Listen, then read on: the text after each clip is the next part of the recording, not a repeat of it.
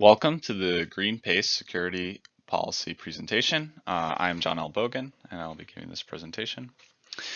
Software development at GreenPace requires consistent implementation of secure principles to all developed applications, and consistent approaches and methodologies should be maintained through all policies that are implemented, governed, and maintained over time.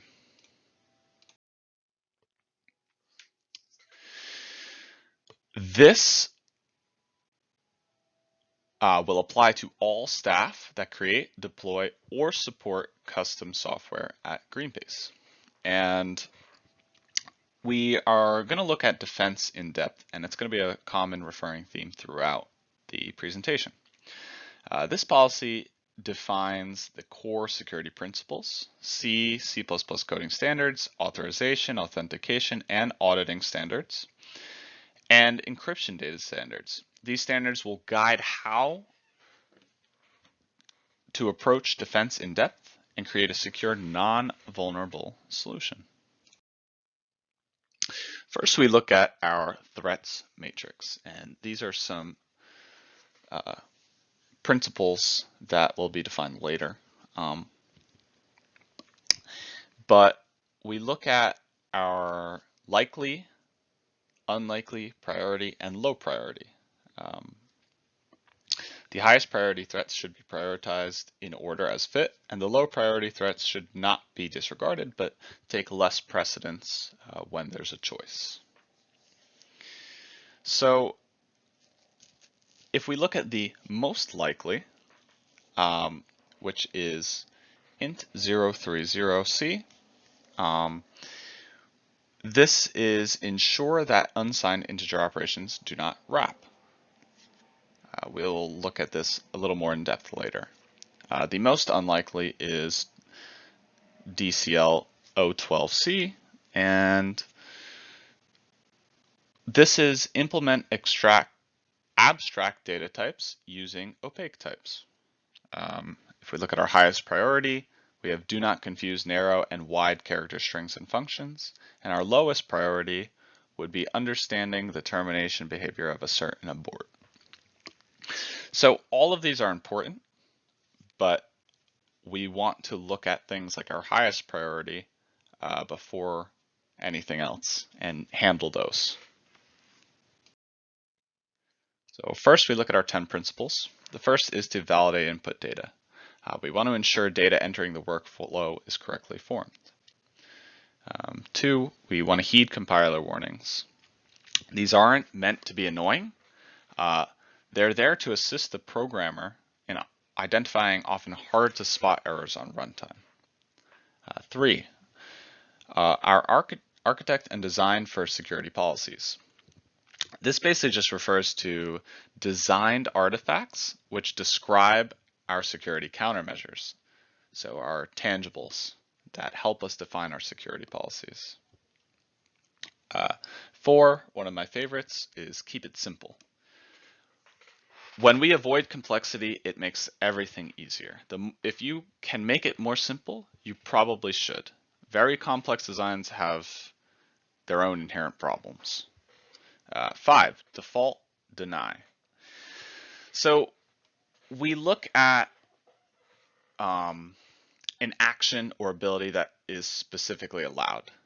And if it's not, so if you have a user and they're not allowed to do something specifically, then they should be denied that ability.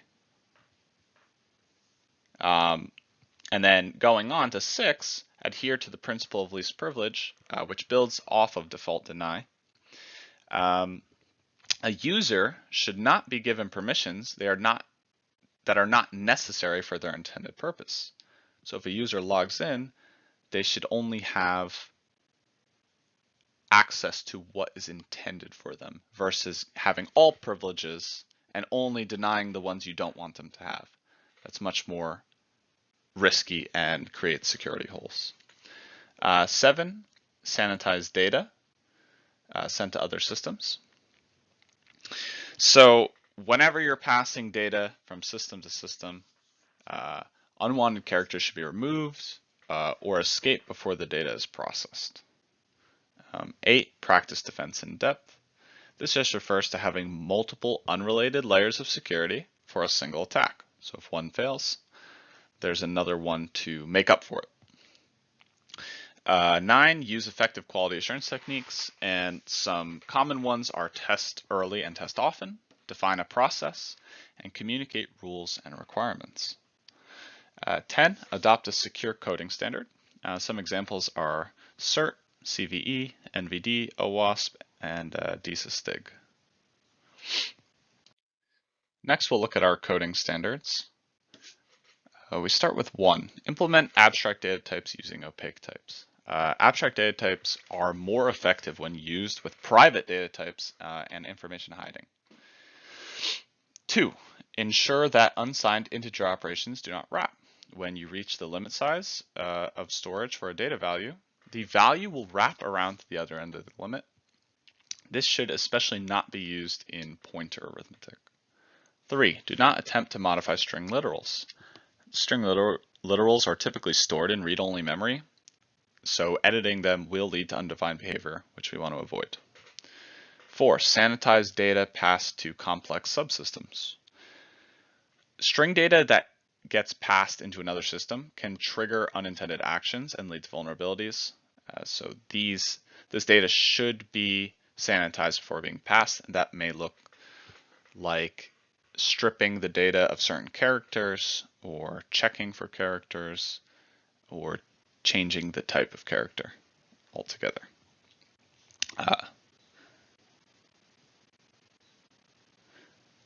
5, explicitly construct and destruct objects when manually managing object lifetime. So whenever you take object lifetime into your own hands, it's important to call your destructor manually as well. In some languages, and it depends on the language, you have a lot of automatic destruction when you construct an object. But if you don't destruct this object that you were managing manually, objects that are used outside of their lifespan are undefined behavior and can lead to errors. 6, understand the termination behavior of a certain abort. So assert calls the abort function, and cleanup functions register with @exit are not called. This can lead to errors in correct termination, and we will see why a bit in the next standard. So 7, handle all exceptions. All exceptions thrown must be caught by a matching exception handler, or the stack may not unwind correctly due to abort being called, and therefore the destructors may not be called. So it is very important to catch all of our exceptions. Otherwise, we may not call the destructor, and we may not unwind the stack correctly, leading to errors. 8, do not delete a polymorphic object without a virtual destructor. So again, looking at destructors of objects, in this case, when we delete an object through a pointer to a type without a virtual destructor, we end up with undefined behavior. 9, use correct integer precisions. An integer's size is contributed by the padding bits, but this does not inherently carry over to the precision. So this can lead to incorrect assumptions about the range of these types. And lastly, do not confuse narrow and wide character strings and functions. So when you pass a narrow to a wide or a wide to a narrow string function, you can lead to undefined behavior, which we want to avoid. So let's look at our encryption policies. We start with encryption in REST, which ensures that data is encrypted when on a disk. This policy applies as it is used to secure sensitive data. If an attacker obtains a hard drive, maybe they work for the company and they have malicious intent and steal a hard drive, and this hard drive contains sensitive data, they still require an encryption key to use that data. So it's pretty useless without the key. Next, we look at encryption at flight. We want to ensure that data is encrypted while being transmitted. So data will always be passed from place to place at some point. And to secure this transmitted data, encryption at flight must be used. Attackers will often look to use cloud connection and Wi-Fi vulnerabilities to access data mid-transfer. So when we think about this idea, we need to keep this data encrypted as it's being transferred. You can't ensure that a user who may have a vulnerable Wi-Fi as their current access to be able to use your service, you can't do anything about that Wi-Fi service. But if you encrypt your data, at least if it does get stolen, the data doesn't have much use unless they also have the key to unencrypt it. And then finally, we look at encryption in use, and we ensure that sensitive data is encrypted at all stages. So whenever we're dealing with sensitive data, it should never be unsecured. This policy applies defense in depth very heavily. So we want to keep our security layers active at all times, especially for sensitive data.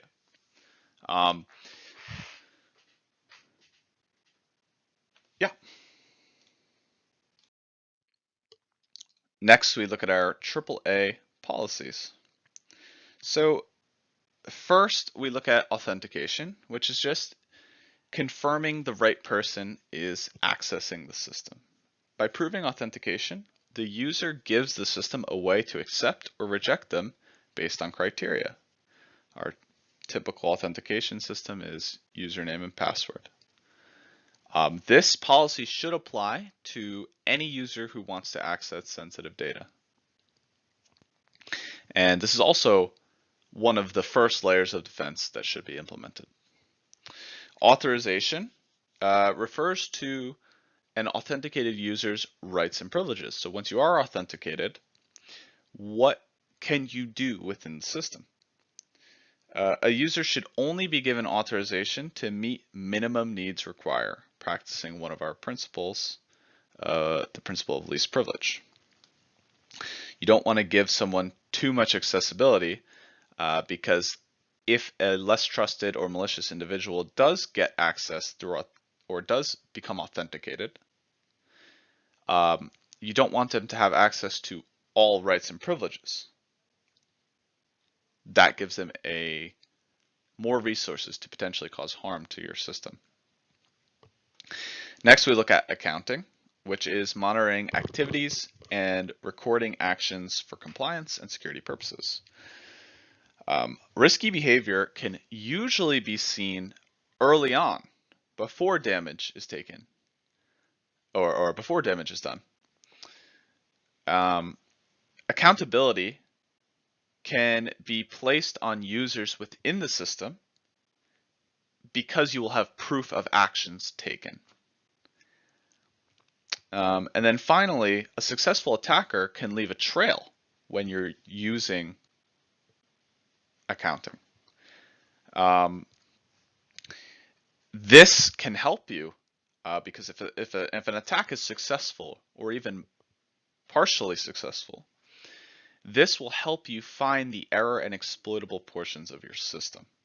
Without accounting, someone can come in and out of a system or exploit a system, and you'll have no reference to what they actually did to get to that point. So accounting is a very important policy to consider in the process.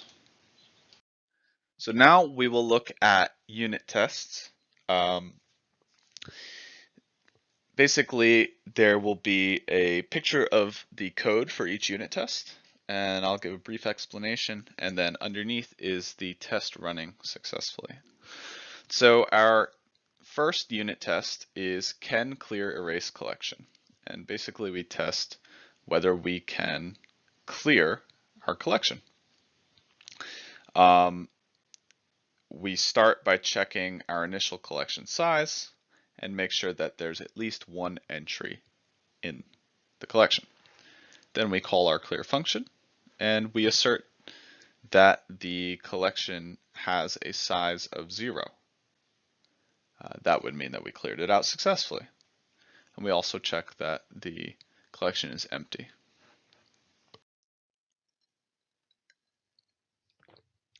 Next, we look at our can out of range exception throw. So this is a negative test where we want the program to actually fail. And in this case, we want it to fail correctly. So we start with our collection size, whatever it is, and we add 1,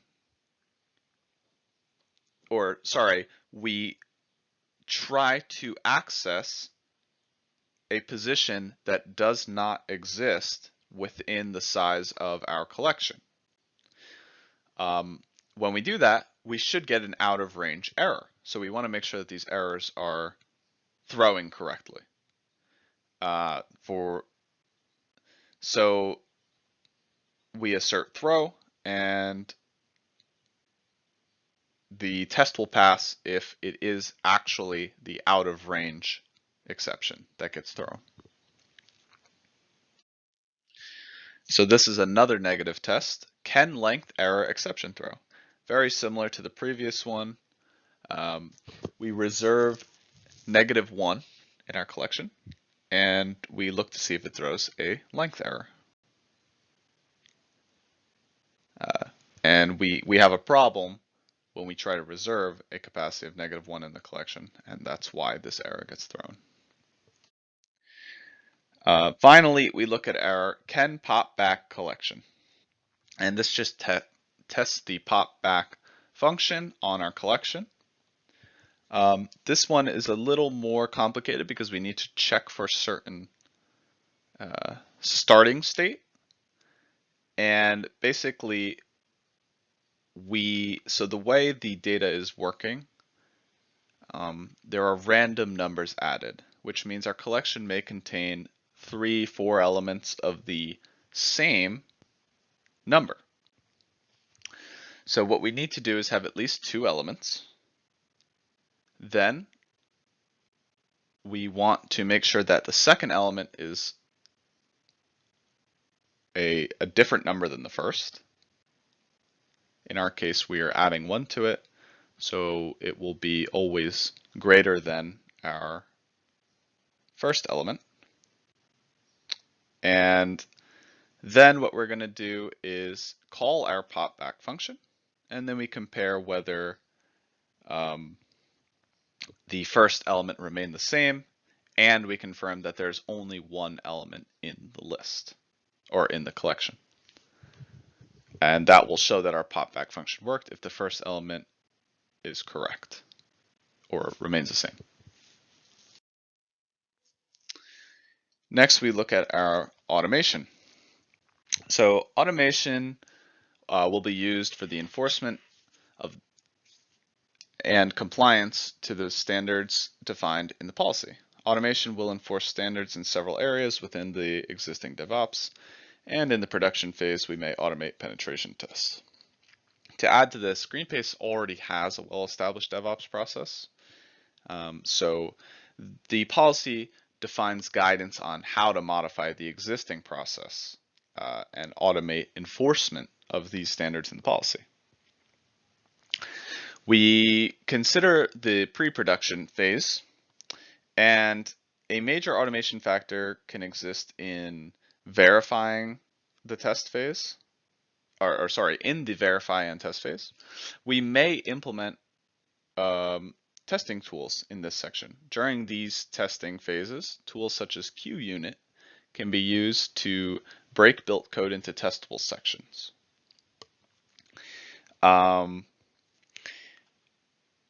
We can use automated software to enforce a level of consistent security testing and product quality.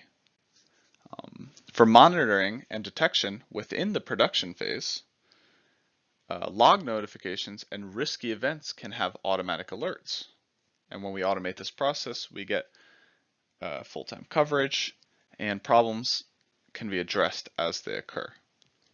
So this just improves the whole cycle and allows us to avoid problematic instances. Next, we look at a few of the automation tools. But before we do that, the DevSecOps pipeline refers to integrating security into your software development lifecycle. So that's what DevSecOps is. We are actually developing security into the lifecycle. And 4 tools that help us do this and allow automation are the Parasoft C++ test, which is used to create unit tests for code and check that accepted programming standards are being followed. As is used during the design, verify test stage in pre-production, and also used in the transition, health check, and maintain and stabilize stage in post-production. If we look at Load Ninja, it's an automated tool to test for heavy load and stress test components, like server load. This is used during the verify and test pre-production for stress testing, and used during the maintain and stabilize in post-production. Or sorry, the maintain and stabilize phase in post-production. Log entries is another automation program that records and notifies about unusual activity and stores data in readable and searchable format to review. So this basically just records and logs what is happening within your system and gives you a way to review that information, search that information, and also notify yourself on certain events. This is used during the monitor and detect stage in post-production. And lastly, we look at Intruder. Intruder can run automated penetration tests that look to execute actions an attacker may try to take.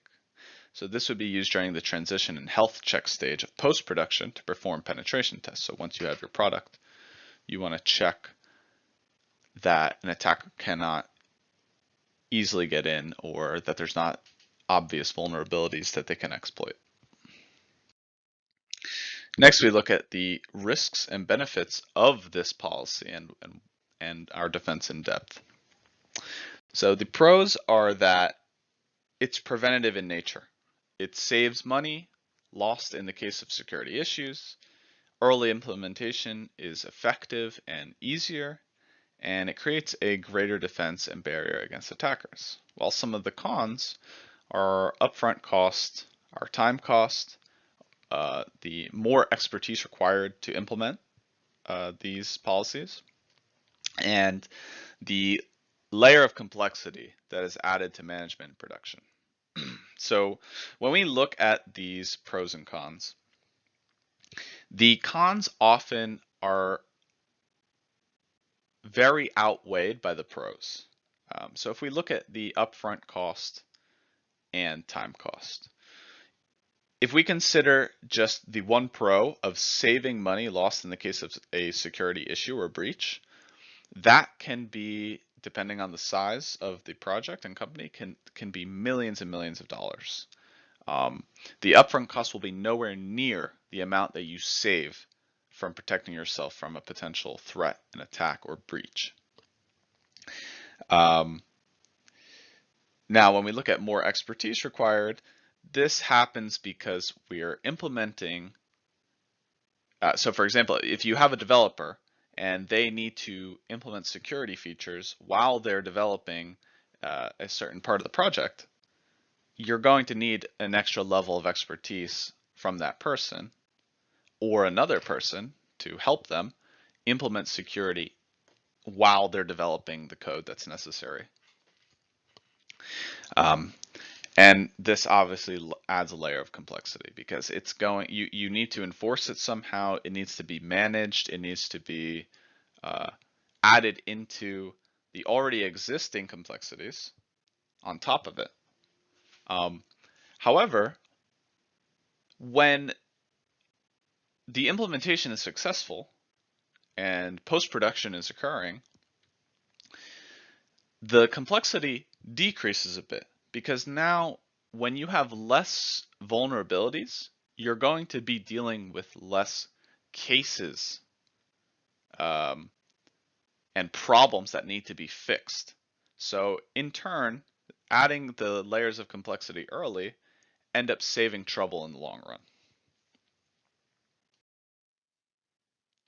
So some recommendations, and these are targeted at some unaddressed concerns within the policy, are the respawn phase of post-production. So identification exists, but no defined action or plan has been implemented. So how do we respond to attackers? What is the response? This is not explicitly defined within the policy and is something that may need a definition. Next, we look at the build phase of pre-production.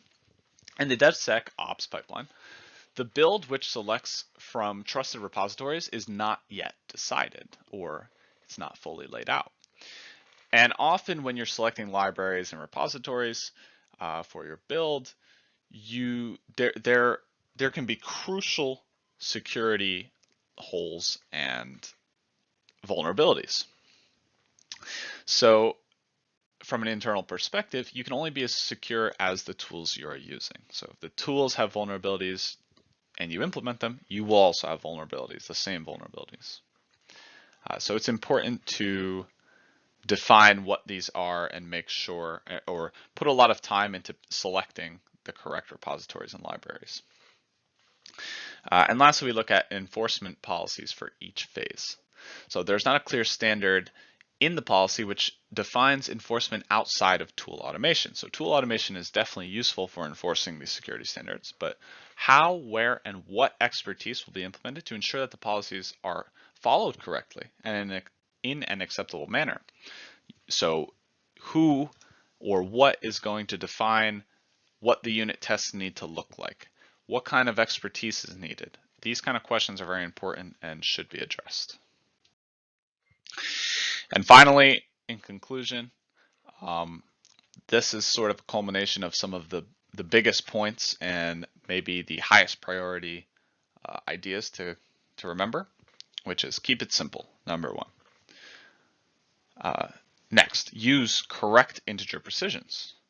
Do not confuse narrow and wide character strings and functions. Handle all exceptions. Validate input data. Default deny. Sanitize data. Follow and review defense in depth strategies, and understand the security policy. So if you don't understand why things are being implemented, you will not implement them as thoroughly. While the whole security policy is important, these are the elements which will definitely need the most focus and most understanding above all. Thank you for listening to this presentation, and have a nice day.